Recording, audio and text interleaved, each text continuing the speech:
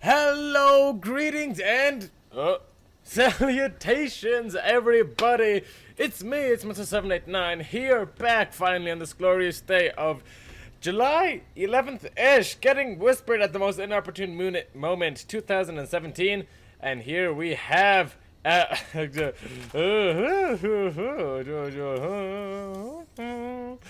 I should have done this beforehand. Okay, hello, it's me, it's Mr. 789 here on this glorious day of July 11, 2017, at least I think so. And we have a nice TvZ to do something to your day. Now spawning in the bottom right hand position of Ascension to Ire. He is representing our blue Terran player, folks. Give it up for Apotat. And his opponent in the top left hand position of Ascension to Ire, spawning as a red Zerg player, representing his race quite well, I assume.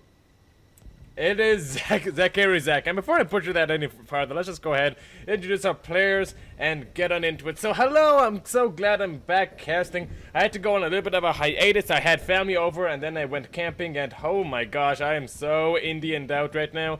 I don't even want to hear the word Indian anymore. In fact, from now on, please refer to me as an Indian or a Native American. Cause I just don't want any more of my culture, man. This was a game sent to let's go ahead and catch you up. Where should I start? I have so much to talk about. Alright, let's go ahead and talk about this game for a little bit. Nothing too disconcerting. This was sent to me via email, mr789@outlook.com. I am currently out of those replays, so if you want to be casted, I am pretty dry, and you kind of have a 100% shot with me. So hey, you know, beggars can definitely not be choosers. So go ahead and send me your shittiest games. Send me your best games if you can, but I honestly won't do much if they're the shittiest games you've ever played. I just kind of need shit to cast, right? And yeah, sorry I was so long away. I was, my family actually came over from Toronto. You know, they were over for about 10-ish days, 10-ish days or so. And we had a little bit of a good time. They showed us some cool stuff. We showed them the cool stuff. They have their milk and bags, and I thought they were barbarians for doing so, but we got along well enough. And then as soon as they left, we went camping for 3 days, and we stared at nature, and we all got sunburns and mosquito bites, and Henry David Thoreau was so proud. In fact, you can say he was thoroughly pleased with our performance in being in nature. Yeah, so I had a little bit of a blast there. Actually, Reaper's gonna go and come on in. Shouldn't be able to find too much damage. Zerg is pretty prepared. We've seen this 1,000 times before. And actually, a drone does end up going down. So, zacarizac can go ahead and show a little bit of a sloppy-ish defense early in the stages of the game. But it's not important. It's fair. That's fine, because we are just waiting for the game to get started. And it has, in fact, started. So, good job, Swaggar, aka Mr. 789. 2-1-1 build coming out for our friend Apotat, which I will definitely talk about. You can notice I'm not actually talking about it just yet. I'm just saying I will talk about it, and that's kind of what you do, right? You make fake promises, and then you hope people don't remember them.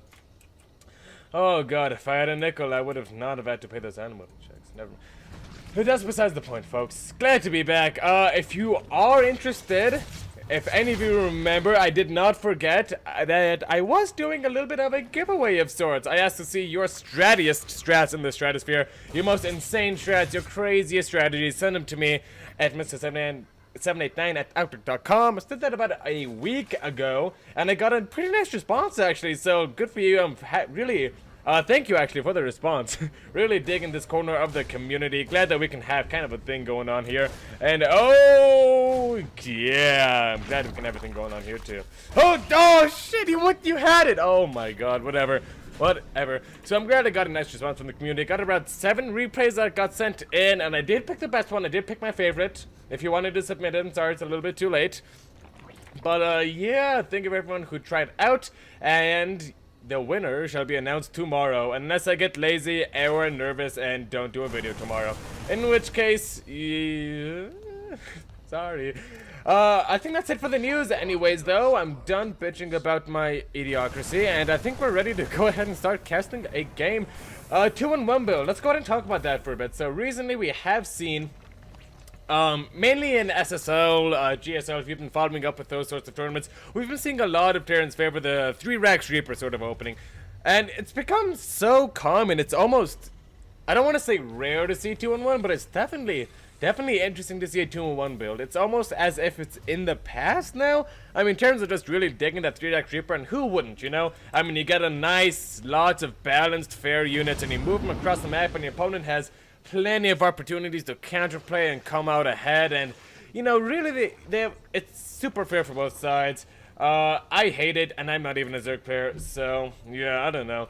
It seems a little bit strong at the moment. Then again, so does ZVP with the advent of Hydra, well, with the continued strength of the Hydra Bane timings, but such is the life of Starcraft 2, you see something get strong and eventually won't get strong any longer. Nothing's ever overpowered forever. I know every Terran in the audience just kind of laughed at me at that moment, but shut up. A man can dream, right? A Protoss can dream. Now, the 2-on-1 timing attack is going ahead and hitting at a fairly reasonable time, 5 minutes and 34 seconds, not bad at all. And actually, there's only Link to defend against this, and a lot of damage going down onto the hatchery. Nice position in between these mineral lines, but I think that it's going to be a little bit too much damage, and Apotat is forced to pick off and boost on away. Oh, I forgot my hotkeys. Oh, shoot. Oh no, that's the one that puts it to the beginning. Oh shit, hang on. Okay. Alright, I messed up. Alright, we're back. And you know what, folks? Just for once, I'd like to be a competent caster. But you know what? That's what happens when you get older as a caster. You start getting kind of incompetent. And it happens to a lot of good casters. It's a completely normal thing to happen. And yeah, there are plenty of treatments available, like not being a dingus and casting more often. But, yeah, we're back. Sorry about the delay, folks. And it looks as though we're ready to get back into this game. The hotkey I was looking for was Control R. There we go. 3 workers killed and 13-ish lings in exchange for just a handful of Marines. So far, good trading for our friend Apotat. Looks as though this Liberator may actually complicate things a bit. He could do something really nice here to set up a Liberator position. He could set up a Liberator position right around here and drop at the same time, make it a really bitch to trade against. And it seems as though that's not going to be the case. Just going to go ahead and set up a liberation zone over here. And some nice multi-prong is going on, but he is going to go ahead and lose the medevac. Multi-prong prongs both ways as zacarizac takes advantage of the indecision of our friend Apotat. Meanwhile, this Liberator, ooh, actually, we did see this in the GSL. This spot right here can be abused by Liberators, you know? This is the high ground, so no Overseers over here means no vision for our friend zacarizac anytime soon. Meanwhile, it is 45 to 53 total workers, 22 to 40 total army supply. It seems as though our friend... Oh, I love that part so much. Okay. Seems as though our friend zacarizac is having a little bit of trouble spending his moolah. Interestingly enough, he does have a lot of larvae. Yeah, around 14 larvae available to him at the moment. Does he not have all of his hatcheries hotkeyed? I'm not sure what really is the problem there. I'm not quite so certain. We'll have to go ahead and figure that out. He did get a macro hatch in order to help alleviate some of that spending, and there we go. Yeah, boy, 14 drones on the way. That's what I like to see from my Zerg players. Getting that really nice big machine economy up and running. And I don't know. So here's the thing, we know that zacarizac hasn't taken too much damage in this game thus far. However, as a Zerg player, your macro really cannot falter. Otherwise, you're just gonna fall so far behind. Yeah, there's so many opportunities for the Zerg to not macro well. It just never struck me that having a lot of larvae was the problem. Generally, when you see Zergs struggle to macro, you see them having a lack of queens, lack of injects, trying to spend their larvae the best they can, not getting a macro hatch, blah blah blah. But in this case, it's just not spending the larva. I don't know why. What is possessing him to not spend it? There we go. Finally gonna go and spend it on some links, but he still has managed to bank up a decent amount of workers in the time that it took for him to realize. Yeah, drugs aren't cool, kids. In the time for that, it took to him to realize that he was banking it. And now look at that, 46 to 82 army and 63 to 60 workers. Although our friend zacarizac has been defending everything pretty well, he just neglected to macro and thus finds himself in a deficit this game. However, the one thing he does have going for him is that 2-2 is about to finish up when turns 1-1 isn't even halfway finished. So he's gonna have a pretty nice supply advantage for, pretty nice upgrade advantage for a decent majority of the fight. These lings and banglings are going to be able to get some nice connections and trades off on Apotat if he is not careful. Fourth base is under siege. Going to go ahead and move on forward with the lings and the medevac. Oh, the Lings and the Bane. Oh, that, ugh. I want to say everything at once, but I can't, so we'll just say that good Widowmine hit and bad engagement from Apotat makes overall an okay engagement for everybody. A couple of mutalists have finally popped out on the field, completing the Ling Bang Muta style sort of mid-game that zacarizac, Scariac. That Scariac is going to go ahead and try and aim for. More Liberators harass meanwhile are coming for Apotat. I think he won't be fooled this time, but Jesus, look at that pimp money, just banking it up, ladies and gentlemen. I don't know what or who or how he's trying to buy it, but this is not the way. Zacarizac, spend your resources. Something bad happened, but that's fine. Spend your resources, get that moolah out of your face, because it's not doing you any favors banked up in your bank. Apotat, however, not doing so well in the macro department either, so we'll just say this is Diamond League. Everybody's kind of okay-ish at everything, and nobody's great at anything. Meanwhile, this engagement is going to go ahead and go on down. Zacarizac actually running out of Banelings, a nice connect here and there, and the Lings are actually trading incredibly alright. Meanwhile, these mutants are going to go ahead and get cleaned up on the opposite side of the map. Zacarizac isn't paying attention. These Widowmines are just going off. These Lings funneling in piecemeal. The Queen's trying to do what they can. But I just think Zacarizac has been broken. Just barely, I think he's been broken. I'm not certain. There's a lot of Widowmine still left over. He's not quite able to rebuff the attack. Ooh, some Widowmine friendly fire. Oh, MVP. That was not okay. That was not okay.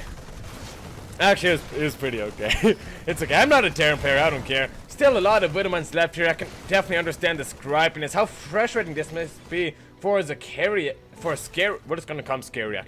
For Zacariac, having units that he can't destroy, just getting so much more value than they're designed to. More Lings popping on. Altus Liberator, 6 kills. Still not cleaned up just yet. Widowmines reloading. 0 kills on a lot of these, but some of them have 8, some of them have 5, and some of them have 2. This one has 17. Oh my gosh, all the Carminators turned over in their grave at that kill distribution. And yeah, they're just not getting cleaned up. This is already turning very horribly. Let's take a... Oh wow, look at that resources lost tab. It's bad. It's very bad, actually, to the content of my English teacher. I used the word very in a sentence. And these are still rewinding up. Apotat, you gotta... Oh my gosh, applesauce. Oh, you actually gotta not move those. That's fine. That's just A-okay, ladies and gents. And it looks as though Liberation Zone's being set on up. However, there may not just be enough bio on the ground. But actually, come to think about it, a lot of those Banelings got soaked up on the Marauders, so Apotat's push is still going to be able to push on forward. The main point of contention here is the 4th base. If you can take him down, Applesauce will find himself in a great position.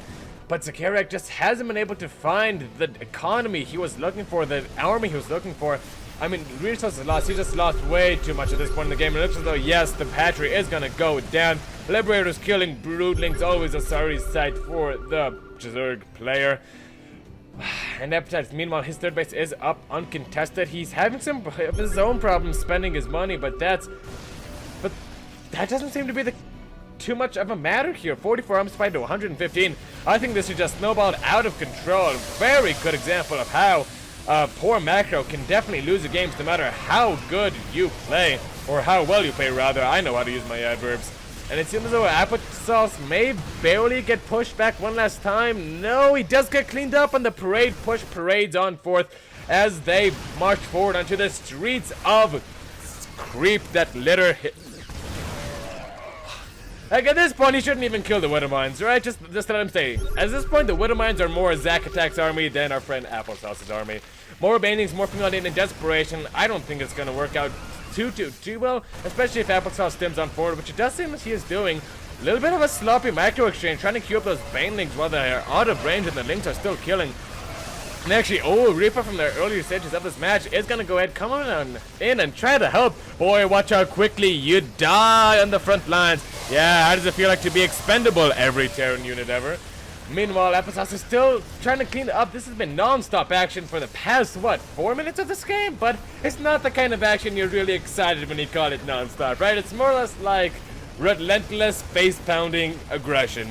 And that's just what this game basically is. Relentless face-pounding aggression. Sure, Applesauce's upgrades may be holding him back in this game. 2-2 to the 3-3, so he's doing well in that regard, but still, it's just... inner peace, inner peace. Apotat is doing well, trying to continue the push, but I think finally, he's gonna go ahead and get pushed on back. There's just barely too many Zerg units, and it seems as though our friend Apotat is forced to recoup his losses. 7 Marines being produced at a time. What is his number of barracks at? This is a diamond level game, so we have to look at the fundamentals here.